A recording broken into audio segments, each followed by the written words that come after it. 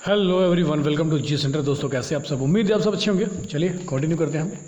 हमारी practice set की series चल रही है, तो काफ़ी इंपॉर्टेंट होने वाले क्वेश्चन है। UP police, MP police, SGD, air force, Delhi police, जितने भी वनडे एग्जाम्स हैं उनके लिए बहुत ज़्यादा लाभदायक होने वाली सीरीज है, क्योंकि सारे के सारे क्वेश्चन प्रीवियस एग्जाम से उठाए गए हैं। इसलिए ध्यान रखो, आने वाले एग्जाम्स में बहुत ज़्यादा हेल्प करेगा, चाहे कोई भी वनडे एग्जाम हो। ठीक है, चलिए पहला क्वेश्चन देखते हैं हम। पहला क्वेश्चन हमारा क्या है कि हड़प्पा किस नदी पर स्थित है। तो हड़प्पा के बारे में पूछ रहे हैं कि हड़प्पा किस नदी पर स्थित है।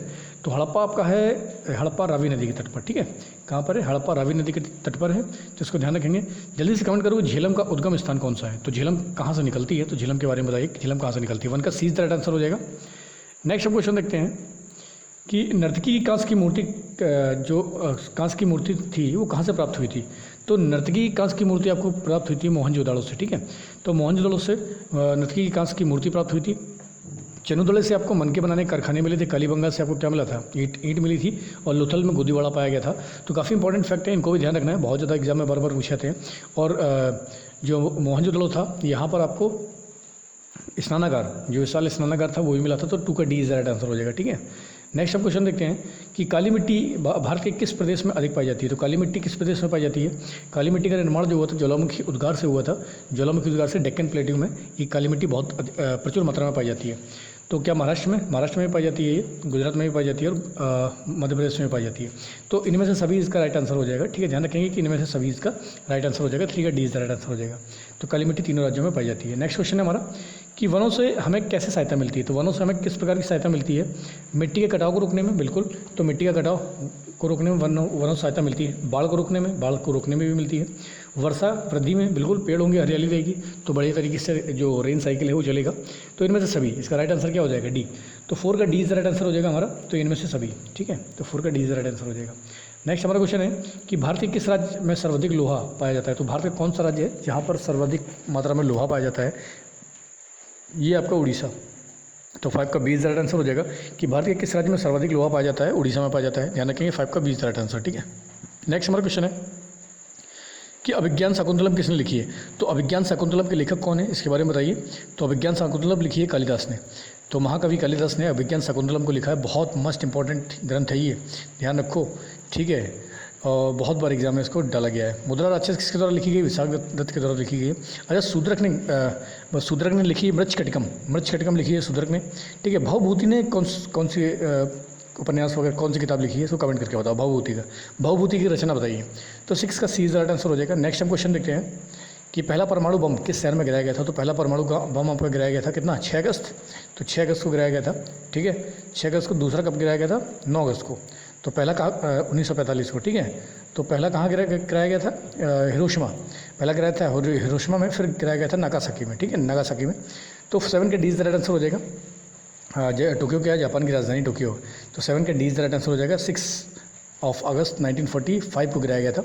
और एक दूसरा गिराया गया था 9 अगस्त 1945 को। अगला हमारा क्वेश्चन कि भारत कब गणतंत्र बना। तो भारत गणतंत्र कब बना? तो गणतंत्र कब बना था? 1950 में बना था। ठीक है, ध्यान रखेंगे। 8 का डी इज राइट आंसर हो जाएगा। नेक्स्ट हमारा क्वेश्चन है कि भारत छोड़ो आंदोलन का गठन किस वर्ष किया गया था। भारत छोड़ो आंदोलन का गठन किस वर्ष किया गया था? तो जैसे ही दूसरा विश्व युद्ध शुरू हुआ तो उसमें भी हमारे क्रांतिकारियों ने सोचा कि चलो बहती गंगा में हाथ धोते हैं और भारत छोड़ो आंदोलन शुरू करते हैं। पूरी तरीके से अंग्रेजों को भारत से साफ करना है। अब ना तो कोई असहयोग आंदोलन रह गया है, कुछ नहीं है अब, मतलब डायरेक्ट इनको भगाना है यहाँ से। तो इसलिए अब सीधा का सीधा एक आघात किया गया था जिसको बोला गया भारत छोड़ो आंदोलन। ठीक है, ये कब किया गया था? 1942 में। ठीक है, भारत का एक स्वतंत्रता अधिनियम पारित हुआ था 1947 में। भारत शासन अधिनियम 1935 जो हमारे संविधान का मुख्य आधार भी है। और 1922 की में चौरी चौरा घटना हुई थी, बहुत महत्वपूर्ण। ठीक है, तो 9 का सी इज राइट आंसर हो जाएगा। नेक्स्ट हमारा क्वेश्चन है कि खिलाड़ी रोनाल्डो किस देश से खिलाड़ी हैं। तो रोनाल्डो किस देश से खिलाड़ी हैं? जर्मनी के, हॉलैंड के, अर्जेंटीना के या ब्राज़ील के।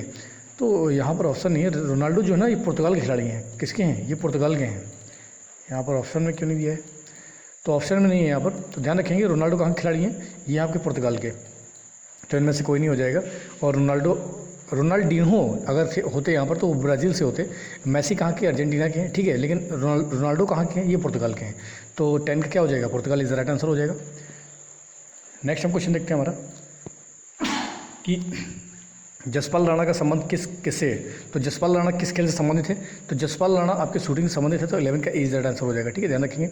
नेक्स्ट हम क्वेश्चन देखते हैं कि मेगास्थनीज किसके काल में भारत आया था। तो मेगास्थनीज किसके शासन काल में भारत आया था, यह आया था चंद्रगुप्त मौर्य के काल में, ठीक है। तो चंद्रगुप्त मौर्य के काल में भारत आया था। अच्छा, कौन सा चीनी यात्री कनिष्क के काल में भारत आया था, जल्दी से कमेंट करके बताओ कौन सा चीनी यात्री कनिष्क के काल में भारत आया था, ठीक है। चलिए नेक्स्ट क्वेश्चन देखते हैं हम कि कालीबंगा किस राज्य में स्थित है। कालीबंगा कहाँ पर है, कालीबंगा भाई आपका राजस्थान में है, ठीक है। कालीबंगा, तो कालीबंगा का अर्थ क्या है, कालीबंगा का अर्थ क्या होता है, कमेंट करके जल्दी से बताओ। पंजाब में एक प्रमुख साइट है रोपड़, उसको ध्यान रखना है। सुरकोटदा वगैरह आपका गुजरात में है, हरियाणा में है बनावली, ठीक है। तो इसको भी ध्यान रखना है। लेकिन कालीबंगा का अर्थ क्या होता है, ठीक है, कालीबंगा का अर्थ क्या होता है, कमेंट करके जल्दी से बताओ। नेक्स्ट हमारा क्वेश्चन है कि अजंता की गुफाएं किस राज्य में पाई जाती हैं। तो अजंता एलोरा की जो गुफाएं हैं ये आपकी महाराष्ट्र में पाई जाती हैं, ठीक है। अजंता की एलोरा गुफा कहाँ पाई जाती है, महाराष्ट्र में। मध्य प्रदेश में आपकी भीमबेटका बाकी गुफाएं पाई जाती हैं, तो इसको ध्यान रखेंगे। गुजरात में आपका लिंगराज मंदिर वगैरह और जगन्नाथपुरी मंदिर पाया जाता है, और सोमनाथ मंदिर कहाँ पर है आपका, गुजरात में। तो 14 का एज राइट आंसर हो जाएगा, इसको ध्यान रखेंगे। नेक्स्ट हमारा क्वेश्चन है कि महावीर का जन्म, महावीर स्वामी का जन्म कहाँ पर हुआ था, यह हुआ था कुंडाग्राम में, ठीक है। कुंडाग्राम में हुआ था, ठीक है, महावीर स्वामी का जन्म। अच्छा, ये बताओ पाटलिपुत्र में कौन सी बौद्ध संगति हुई थी। तो कौन से नंबर की बौद्ध संगति पाटलिपुत्र में हुई थी, जल्दी से कमेंट करके बताओ, ठीक है। नेक्स्ट हमारा क्वेश्चन है कि सात सैकड़ा क्या है भाई, सात सैकड़ा पनडुब्बी है, दोहे का संकलन है, या बस सेवा है, उपग्रह। तो सात सैकड़ा जो है ना, ये दोहे का संकलन है। इस टाइप के क्वेश्चन भी एग्जाम में बनाए गए, बताओ। अब बच्चा पढ़ के ही नहीं जाएगा भाई सात सैकड़ा क्या है, तो ये सात सैकड़ा है दोहे का संकलन। तो 16 का 20 राइट आंसर हो जाएगा, उसको ध्यान रखेंगे। अगला क्वेश्चन देखते हैं हम कि दक्षिण भारत की सर्वाधिक प्रसिद्ध और प्राचीन भाषा कौन सी है। तो दक्षिण साउथ इंडिया की जो सबसे प्रसिद्ध और प्राचीन भाषा है ये आपकी तमिल है। तो 17 का एज राइट आंसर हो जाएगा, इसको भी ध्यान रखेंगे, ठीक है। नेक्स्ट हम क्वेश्चन देखते हैं। अच्छा, तमिल को ठीक है, तमिल, तो 17 का एज राइट आंसर हो जाएगा। अगला बात करते हैं, कोयले का सर्वाधिक उत्पादन किस राज्य में होता है। तो कोयले का सर्वाधिक उत्पादन आपका कहाँ होता है, झारखंड में होता है। तो इसको ध्यान रखेंगे। 18 का सी राइट आंसर हो जाएगा। ये क्वेश्चन बहुत बार एग्जाम में डाला गया है, तो इसलिए इसको ध्यान रखेंगे। नेक्स्ट हम देखेंगे विश्व स्वास्थ्य दिवस कब मनाया जाता है। तो जो आपका विश्व स्वास्थ्य दिवस है ये कब मनाया जाता है, 7 अप्रैल को, 7 मई को, या आपका 7 जुलाई को, या 7 अगस्त को। तो कब मनाया जाता है विश्व स्वास्थ्य दिवस, ये मनाया जाता है आपका 7 अप्रैल को।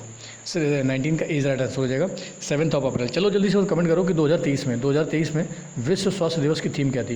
तो 2023 में जो विश्व स्वास्थ्य दिवस है उसकी थीम क्या है, जल्दी से कमेंट करके बताओ। तो 19 का एज राइट आंसर हो जाएगा। नेक्स्ट हमारा क्वेश्चन है शहीद दिवस कब मनाया जाता है। तो शहीद दिवस आपका मनाया जाता है 30 जनवरी को। 20 का 20 राइट आंसर हो जाएगा, ध्यान रखो, ठीक है। आगे हम बात करते हैं कपास की खेती। कपास की खेती के लिए कौन सी मिट्टी सर्वोत्तम मिट्टी कौन सी है कपास की खेती के लिए। तो कपास की खेती के लिए काली मिट्टी बहुत जो आपकी सर्वोत्तम मिट्टी है, कौन सी मिट्टी है, काली मिट्टी। तो 21 का एज राइट आंसर हो जाएगा, ठीक है, ध्यान रखेंगे इसको। नेक्स्ट हमारा क्वेश्चन है कि मुद्रा राक्षस का रचयिता कौन है। मुद्रा राक्षस किसने लिखी है, विशाख दत्त ने लिखी है, शूद्रक लिखी है, शूद्रक ने लिखी है मृच्छकटिकम, और पतंजलि ने कौन सी लिखी है, जल्दी बताइए। आयुर्वेद पतंजलि ने लिखा है। और भास की किताब, भास की एक रचना बताइए, भास की एक रचना बताइए कमेंट करके कि भास ने कि एक रचना कौन सी है। तो 22 का एज राइट आंसर हो जाएगा। नेक्स्ट हम क्वेश्चन देखते हैं कि राज तरंगिणी किसने लिखी है। तो राज तरंगिणी लिखी है कल्हड़ ने। किसने लिखी है, कल्हड़ ने लिखी है। कहाँ है कल्हड़, ठीक है। तो कल्हड़ ने लिखी है राज तरंगिणी। क्या राज तरंगिणी कल्हड़ ने लिखी है, जल्दी बताएंगे, ठीक है। तो 23 का डी राइट आंसर हो जाएगा कि राज तरंगिणी किसने लिखी है, कल्हड़ ने, ठीक है। आगे हम बात करते हैं कि वृहद संहिता किसने लिखी है। तो वृहद संहिता जो लिखी है ये किसके द्वारा लिखी गई है, वृहद संहिता ये वराहमिहिर के द्वारा। किसके द्वारा लिखी गई है, वराहमिहिर ने वृहद संहिता को लिखा है। तो इसको भी ध्यान रखेंगे। और लास्ट हमारा क्वेश्चन है यहाँ पर कि टिहरी बांध किस राज्य में स्थित है। तो टिहरी बांध आपका कहाँ पर है, उत्तरांचल में है। तो काफ़ी इंपॉर्टेंट फैक्ट है, काफ़ी इंपॉर्टेंट पॉइंट है, बार बार एग्जाम में पूछे गए हैं, इसलिए ध्यान रखो, 1-2 बार पढ़ लो, लगातार रिविजन कर लो, तो आने वाले एग्जाम में आपको बहुत ज़्यादा हेल्प मिलने वाली है। चलिए, तो इसी तरीके से डेली प्रैक्टिस सेट करते रहेंगे। तो लगातार पढ़ाई करो, लगातार मेहनत करो। आज के लिए इतने बहुत है, जय हिंद।